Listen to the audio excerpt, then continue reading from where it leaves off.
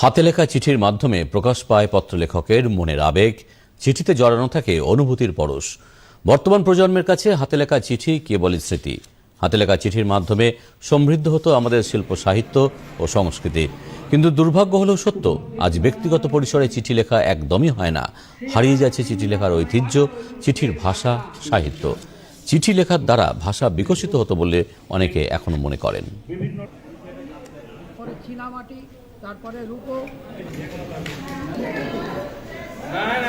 এটা চিঠি উৎসব ছিল, অর্থাৎ চিঠি যেটা লেখা হয়, মনের ভাব প্রকাশের ব্যক্ত করা হয়, একজনের কাছ থেকে আরেকজনের কাছে যায়।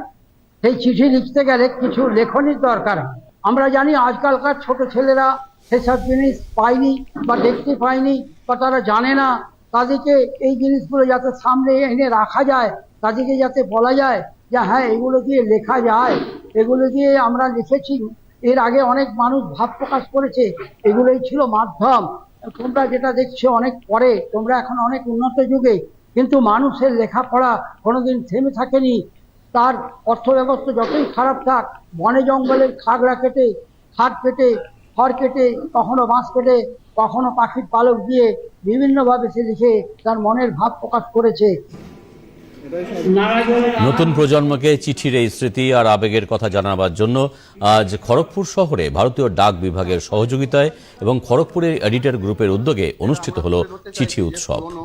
চিঠি এবং চিঠির যে আবেগ, চিঠির যে স্মৃতি, এবং কিছু আমাদের কালেক্টর বন্ধুরা এসছেন যারা বিভিন্ন স্ট্যাম্প, চিঠি এই ধরনের কালেকশন নিয়ে এসছেন, যার মাধ্যমে পুরনো অনেকেই দেখতে পাচ্ছেন বা পেয়েছেন যে কিভাবে চিঠি উৎসবে এখানে পুরোনো দিনের চিঠি, স্ট্যাম্প, টেলিগ্রাম, এইসব জিনিসগুলো যারা অনেকেই দেখেননি তারা দেখতে পাচ্ছেন।